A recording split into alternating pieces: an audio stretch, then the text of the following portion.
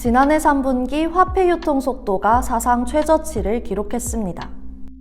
화폐 유통 속도란 일정 기간 동안 돈이 상품과 서비스 거래 및 소득 거래에 평균적으로 몇 번 쓰였는지 나타내는 지표입니다. 간단히 일정 기간 동안 돈의 주인이 평균 몇 번 바뀌었는지 측정한다고 보면 됩니다.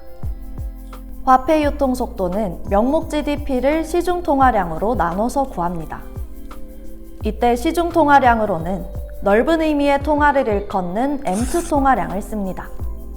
화폐 유통 속도는 통화 회전율과 함께 경기 변동 국면을 가늠해 볼 수 있는 대표적인 지표입니다. 이 값이 낮아진다는 것은 경기 변동을 이끄는 소비와 투자 활동이 저조하다는 뜻입니다. 지난해 3분기 이 값이 최저치를 기록한 것은 통화 당국과 정부의 고강도 통화 긴축과 경기 둔화 영향으로 풀이됩니다. 화폐 유통 속도는 장기에는 안정적이지만 단기에는 경기 순응성을 가지는 것으로 알려져 있습니다. 경기 순응성은 경기가 좋을 때 그 값이 증가하고 경기가 나쁠 때 감소하는 성질을 뜻합니다. 따라서 화폐 유통 속도를 바탕으로 경기가 호황 국면에 있는지 불황 국면에 있는지 혹은 경기가 호황 국면으로 접어드는지 침체 내지는 둔화되고 있는지 파악할 수 있습니다.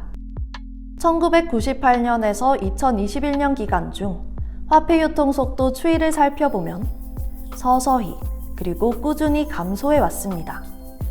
이처럼 화폐 유통 속도는 장기에는 큰 변동 없이 비교적 안정적으로 움직입니다. 하지만 2008년 글로벌 금융위기나 2020년 코로나19 직후 기간 중 관찰되는 것처럼 단기적으로 화폐 유통 속도는 경기 침체기에 뚜렷이 감소하는 경향이 있습니다. 앞서 살펴본 것처럼 우리나라의 화폐 유통 속도는 장기간에 걸쳐 하락 추세에 있습니다. 전문가들은 이러한 현상이 장기간 지속되어 온 점을 지적하며 돈이 좀처럼 잘 돌지 않는 이른바 돈맥경화 현상이 고질화되어 가는 것이라는 우려를 표합니다.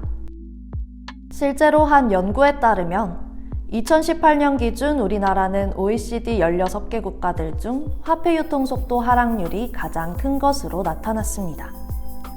화폐 유통 속도 하락은 소비와 투자와 같은 실물 거래의 결제 수단으로 원활히 유통되어야 할 돈이 예적금과 수익형 금융자산, 부동산 등 자산으로 흘러들어가 오래 머물러 있다는 뜻이기도 합니다. 화폐 유통 속도가 실질 경제 성장률이 높을수록 빨라진다는 사실을 감안하면 돈맥경화 고질화는 우리나라의 저성장 기조 고착화의 전조 증상일 수 있습니다. 한 연구 결과에 따르면 실질 GDP가 1% 증가할 때 화폐 유통 속도는 1.3% 증가하는 것으로 나타났습니다. 한편 화폐 유통 속도는 이 밖에도 소득과 현금 보유 비율, 예금 이자율 등 다양한 요인의 영향을 받습니다. 가령 화폐 유통 속도는 소득이 증가하면 커집니다. 이는 소득이 증가함에 따라 실물 거래의 횟수와 규모가 커지기 때문입니다. 또한 신용결제 선호도가 커져 현금 보유 비율이 낮을수록 화폐 유통 속도는 커집니다.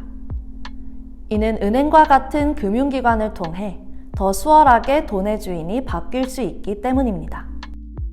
또한 화폐 유통 속도는 예금 금리가 높을수록 커집니다.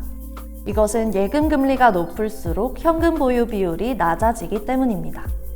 그렇다면 최근 늘어나고 있는 캐시리스 매장은 어떤 영향을 미칠까요? 캐시리스는 현금 결제를 받지 않고 카드 결제와 모바일 결제를 통해서만 거래가 가능한 말 그대로 현금 없는 거래를 뜻합니다. 이론적으로 캐시리스 매장 확대는 현금 보유 비율을 낮춰 돈의 유통을 더 원활히 하는 데 기여하므로 화폐 유통 속도를 높이는 역할을 합니다. 한편 캐시리스 매장은 현금의 지급 결제를 거부하기 때문에 정부에 의해 보장된 현금의 지급 결제 능력을 편의를 위해 제한한다는 비판을 받기도 합니다.